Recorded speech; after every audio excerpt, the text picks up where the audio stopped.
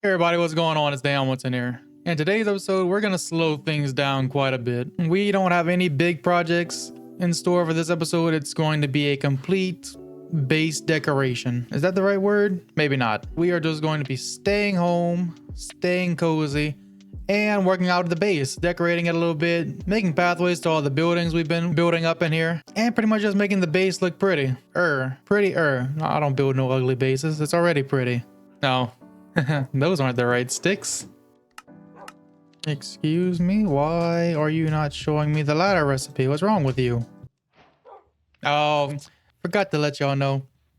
So I did find a glitch. I don't know if y'all watched last episode, and if you didn't, go check it out. Come on now. Don't skip around. If you didn't watch last episode, you're gonna have no idea what's going on in this one. If you watched the last episode, you'll remember I had some problems making the bubble elevator work. It turns out my world was glitched. It was a bug. Probably from whenever I updated the world and reset the chunks. But anyway, I found a video from a guy. Watching his video on YouTube helped me get the world set up right, except for my advancements. Pretty sure those resets. Oh, maybe not. Maybe the achievement? Yeah, statistics reset? I don't know what happened with that. But for right now, we are making a ladder up to the ceiling. Because I need more chest room than what I got. Let's start bringing in some of that junk.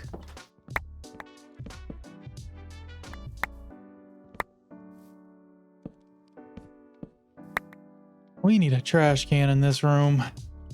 Just for now, go there. And throw away. Throw away. We really cleaning house? Nah. Alright, and now that we got this whole mess organized, and we're starting to put it together up here in the attic, let's move on to the next chest monster, which I guess would be the bee farm. Piggies, hello. Hello, brothers. Hello. What's that guy doing? The bee farm it's working honestly too well. I don't know what I'm going to do with all these honeycomb, but I got them if I need them. So let's just start bringing all this stuff back to the house and organizing it up. All right, we're doing pretty good. I guess we can go do the gas station now. The Resin Go. And I gotta say, like the Resin Go episode, I think it was like episode 4 maybe, was my least viewed episode. But honestly, it's still one of my favorite builds. I think I need to start getting more in the habit of just saying whatever it is that I'm thinking, because a lot of the times I end up recording just blank air, like dead air, because I was talking, just not out loud. I don't know if that ever happens to y'all. Like, y'all ever like think, oh, hey, I'm talking, and then turns out you're not? It was all in your head. Maybe I'm just weird. All right, I guess the next slow chest monster is down there by the castle. Let's go, pony. I still don't have a name for this guy. If anyone feels like giving me one down in the comments, go ahead. So let's go ahead and skalunk. All right, next is the nether portal. All right, and that was me. That wasn't a sound effect. That was with my mouth. I don't know why I shouldn't have said it like that. All right, and now that our world is all cleaned up and we've got everything sorted away, let's take a look at what I did. So I did create a little spot for everything to go in certain places. These barrels on the side. Of course, this is our ores. And then we got, this is kind of miscellaneous, just random stuff you might find. I need to put this on our horse. Then we got the redstone barrel, extra barrel, and just, you know, more stuff. I don't want to go through all this with y'all because I don't feel like y'all really care.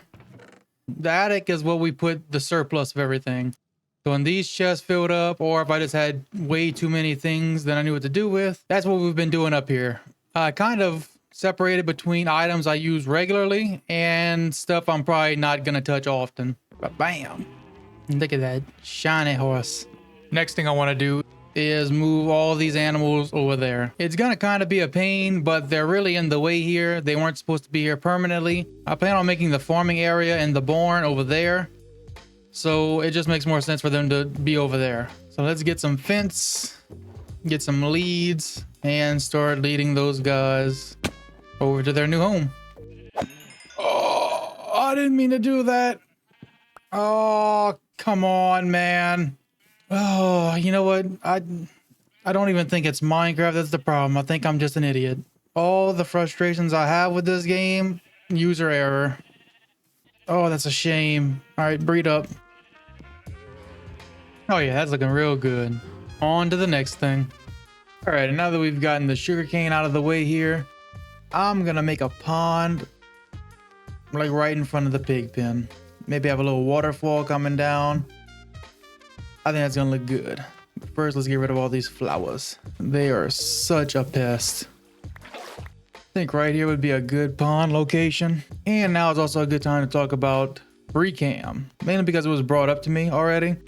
And I feel like I should let you guys know that I do use some quality of life mods in my gameplay. Y'all may have noticed some, like, you know, like the bushy leaves, the different heights of crops, just stuff to make the game a little bit more immersive, as well as stuff like free cam, which pretty much just allows me to pop out of my head like this and fly around as if I was in spectator mode, but I'm not, because I'm right here.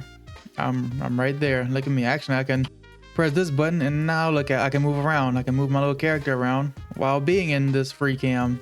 That's pretty much it. I like to use it to help. It helps me build, like for this, instead of having to take a step back and run back and forth constantly. I can do this, open camera 1, put it up here like this, close it back, work on it a little bit. And if I want to see the shape that's coming out, open camera 1 and bam, it's already there. It especially helps with building. Even if you guys aren't making content or like recording yourself play, if you just enjoy building in Minecraft, I highly recommend installing the free cam, because it truly just makes building easier. But felt like I owed you guys a little bit of an explanation, because I know I randomly just cut my videos and I'm in the air, like looking over a tree, talking like this. I'm not a cheater. But now that I finished up the pond here, I like the shape of it. And the little waterfall here, I finally got that to flow the way I wanted it to. This is going to be like a little, like, I don't know, kind of like a little cove type deal. I'm going to probably replace this with some cobblestone. I just use dirt to get the shaping of it and everything. It's going to be a cute little cove here, right underneath Hamlet's pig pen. I'm going to go to the reefs, or whatever they're called, with the tropical fishies. Get some stuff to decorate this pond up, and then, yeah, make it look pretty. Alright, and now that we are back with all our goodies from the coral reefs, plus a little bit of extra something. I mean, look at that bad boy. We are back after riding on our horse, our normal horse. Same horse we've been having for the entire episode. Okay, I'm lying. It's not the same horse. I don't know what happened to him. You see, my game crashed while I was in the desert. I don't know why. Something is seriously wrong with this game. But once I restarted it, I did a little bit of checking around. Everything seems the same. We didn't lose nothing. Except, I don't know why this keeps happening. Every time I give these horses armor, like something happens to them. They run away, they die, they glitch out of the world. So you know what? No more armor for you. You are barebacking it, my friend. But nonetheless, unnamed horse will be missed. I hope you and Muffins are looking over us out there. You know what? Steven's gone too, but oh well. Oh, you know what? Let's just start decorating. You know, let's just start decorating this pond. I'm liking this. This is looking good. Yeah, this is looking real good. Look at that. And transition now. Oh yeah, that is looking so good. Like I don't know where I found this chef hat at, but I just cooked. This is so nice. Call me Chef Ham, because I just whipped. Oh, ow, ow, ow, ow. I just whipped it up. So I smoothed the retaining wall out on this side, blended it into the environment, added some flowers, some sugarcane, some bamboo, detailed up the boulders and the cove. Look at that cove. That's a nice little cove right there. Only thing I got left to do here is to add all the fishies. Swim free fish. Oh, look at him, so cute. Oh, oh my God, why would I add this guy? You suck. And okay, they're all going. Oh, they're all gonna die. I can see it now. They're gonna swim up there, flop onto the land and die. All right, next stop, the iron form. All right, the reason that we're back over here is, well, two things. One, it's very plain and barren around here. So we need to fix that up. We need to fix these hard edges right here. You know, kind of just bring everything down. I really got lazy at the end of this build. But to be fair, this thing is the reason that we're kind of just taking it slow this episode and making paths and cleaning up the area, because this thing exhausted me. I'm exhausted just thinking about how much I did for this building. And I know, maybe to some of you in the hardcorest out there are like, oh, that's not even big. I've done this, I've done that. Shut up. This isn't a competition. And also, there's two very important figures that I left out of last episodes that I really want to add in.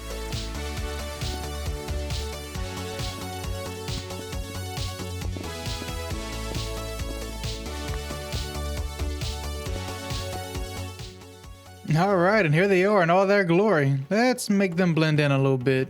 Oh yeah, now they look like they fit in. Your name is going to be Tim, and you're going to be Tom.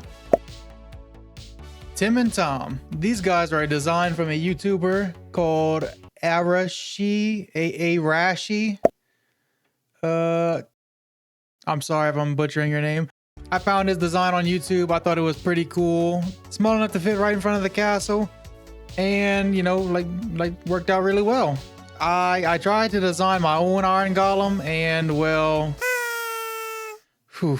And, after that I tried again, and... that was just nightmare fuel. Whew. Don't even want to think about that. But now that we got Tim and Tom in, let's work on blending in the rest of this castle to the landscape.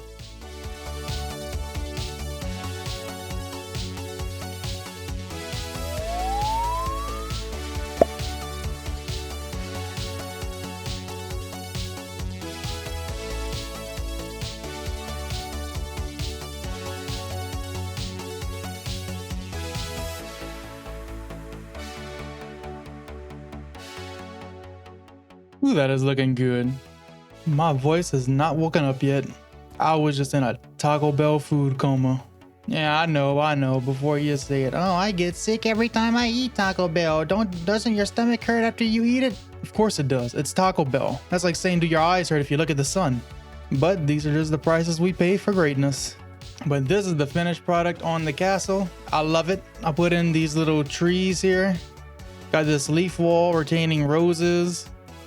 This cute little tree on the end, and every inside corner by the wall has one of those trees. It's kind of repetitive, but in my mind, whenever you think of like a big castle, they always have like one overgrown hedges, sometimes like a hedge maze, and it's not really too random. Everything is very repetitive and like symmetric to one another to give that look of elegancy. So I think I did a good job with the little details I did with the Iron Castle. Tim and Tom approve.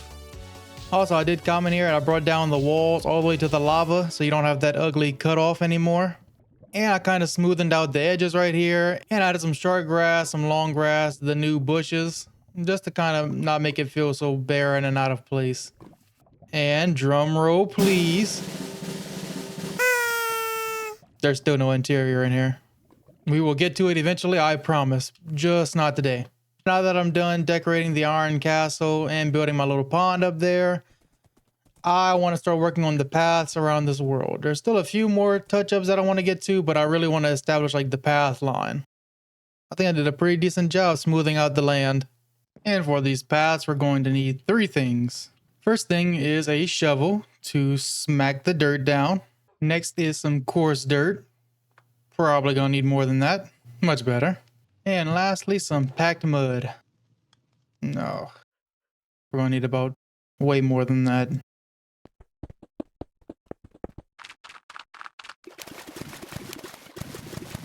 Okay, that should be enough.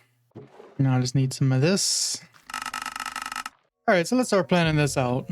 And if you guys have seen my most recent chart lately, hopefully y'all are enjoying it. But with us being in August, seeing all the back to school signs, everything, for school restarting. I've been reminiscing, back on my school days many moons ago, and thinking especially back to like middle school. I don't know if anyone else like ever had like, you know, like a middle school gym teacher that was an absolute like a creeper turd would probably be the nicest way of saying it. Like I remember we used to play dodgeball like all the time in middle school, and I never really wanted to participate. So whenever we would play dodgeball, like I would try to get hit first. I was kind of a lazy kid, and I just didn't really want to participate.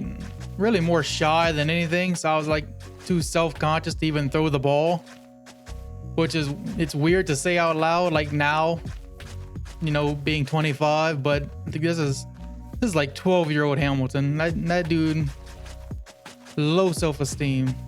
So anyway, I would try to get hit with the dodgeball first to like just be able to sit on the sideline and not have to worry about, you know, catching it or trying to catch it and throw it or any of that stuff. Every time I would like just get hit by the ball, my coach would not let me get out. He'd blow his whistle and be like, Hamilton, like you're not out. And like force me to stay in the game until like I was the last one on my team. And I hated it. And the tryhards, I mean, the ones that would just throw the ball like with the intentions of like breaking your nose. They would get so mad that he wouldn't let them stay in the game. He would only make me. And they would almost like be mad at me for it. It's like, brother, I am trying to get out. But no matter how much I tried, he would not let me get out of the game. And this went on for like, I'm not even talking about, oh, just like one, like, you know, poopy year. This was like the last 2 years of middle school. And I mean, obviously now, like, I don't really like, it's not like I'm got a grudge out for the man. I mean, shoot, he was probably just trying to like make me participate. Or, you know, make me get, I don't know. I don't choose to believe that the man just got off torturing like, you know, a 12-year-old boy. I believe that he was just trying to help me out in some kind of way. You know, maybe show me the ball, like maybe make me get over my fear of getting hit by the ball. I'm not really sure. But I know that I'm a pretty stubborn dude. Like when it, like, you know, when it gets down to it. So if I didn't want to play the game, I wasn't playing the game. You know, maybe he wasn't trying to help me out at all. Maybe I'm just a victim.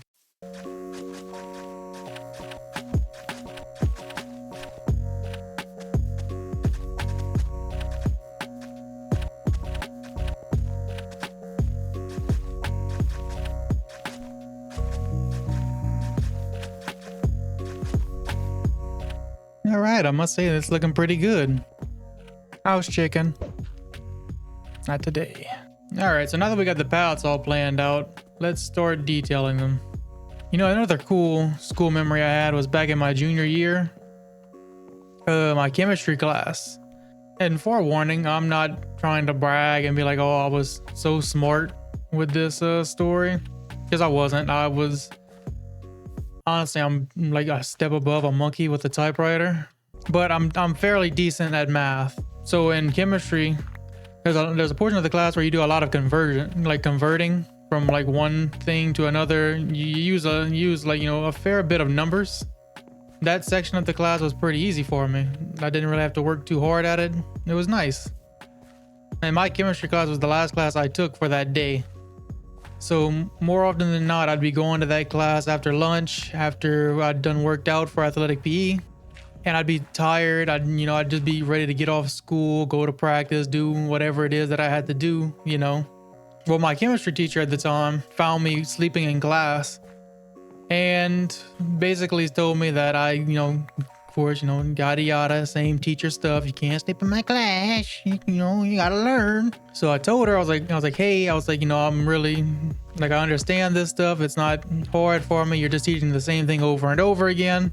You know, I'd rather just sleep. To which she replied, well, Hamilton, if you can get a 100 on the next test, I'll let you sleep in class.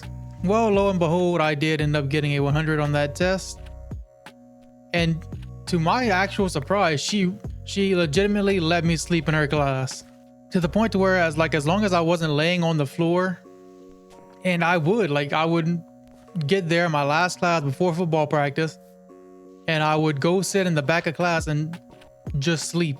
And she let me, like, she 100% was cool with it as long as I kept making 100s on the test.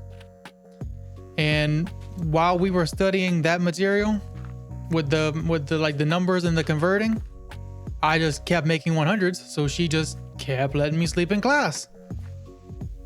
And one of the funniest memories about this whole thing really was she was a pretty passive teacher for the most part. You know, she was one of those nice teachers, never really raised her voice all that much. But one day the class was just out of control. They were screaming, talking to each other, you know, doing normal high school end of the day things. You know, it's the 7th period. We don't really care about what you gotta say. We just want to go home. So they were getting a little out of control. You know, she kept trying to talk over them. It wouldn't work. So after a while, I guess her patience, she just lost it.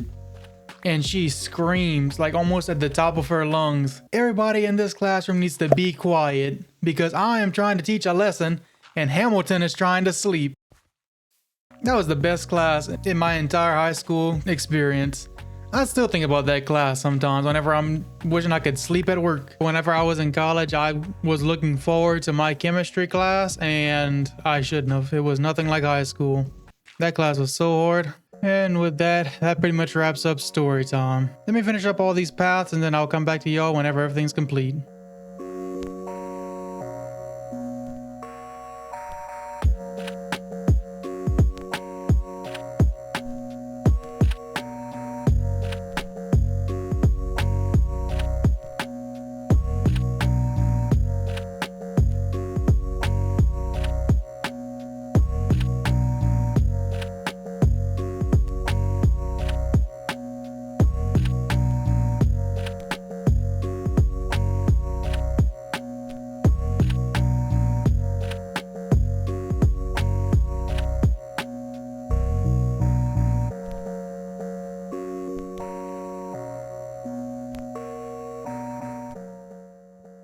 All right, and we are back. Yeah, I know I did get a little bit carried away. I was only supposed to be working on the paths, but my creativity got the best of me, if you want to call this creativity. I made a bunch of farms.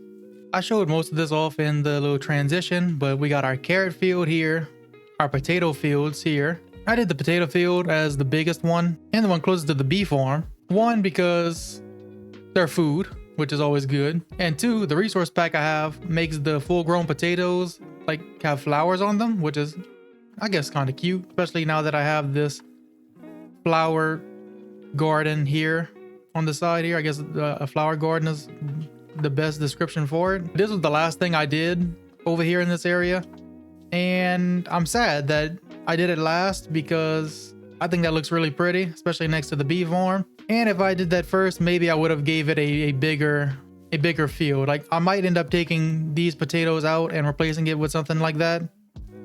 But for now, it's okay as it is. I also added these trees. I added 3 of them. There's this one, that one, and over there in the melon and pumpkin patch. These are pretty cool trees, and they're really easy to build. They give that customization feel you look for when you're putting a custom tree in your world, and they're way easier to build than something like that, or even bigger. You take 4 dark oak saplings, do the little 2x2, and you make it grow. And then all you do is you add a branch wherever you want, one extra branch, 2 extra branches, 3 extra branches, and it ends up looking more custom than a regular dark oak tree. And they really look nice in this meadows area, this, more of a darker tone green. It just seems like a farm tree to me. I don't know. But yeah, I think they add a lot to them. I even put one here in the pumpkin and melon patch. I did 2 dark oak trees. I did a 2x2 right here and a 2x2 right here, and I just kind of connected them. So that's why it has like them branching off in different directions. They were really 2 different trees. Don't tell nobody. Let me show you all the paths. They came out freaking awesome. I love them. All of these flowers are hand placed by me. Even once we get back to the cherry blossoms, even these, the cherry flowers, even they're hand placed. I actually went around the path and got rid of all the flowers that are around them and replaced them to kind of make it look like they were here before. Like, they fell after the path. Didn't make sense to have a path with no flowers on it, especially if they were surrounded by flowers every freaking block. And I got rid of the flowers that surrounded the path to kind of make these stand out more. You're like, oh, you see the flowers, you see the path, you go, oh, that's very pretty. Before, even when I incorporated the flowers to the path, it just didn't give that same vibe because literally this whole place was littered with them. Started fading them out right here, and as they fade into the what are these called? The wildflowers. And I started putting some leaf litter everywhere too.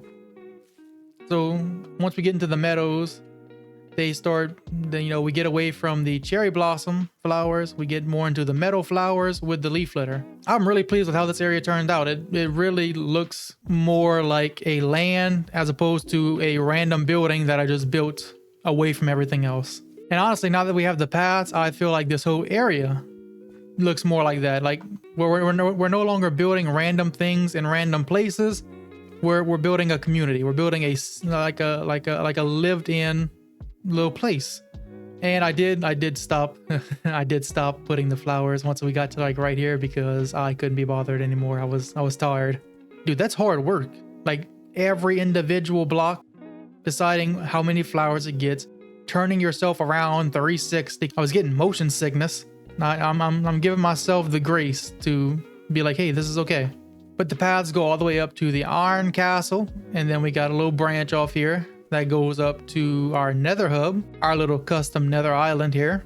I didn't talk about this either because I also did this in the transition, but I didn't like how our nether island here just kind of stood out. It was really just, you have normal land, you have normal land, you have normal land, and then blam, just this thing, which is kind of what it was supposed to do.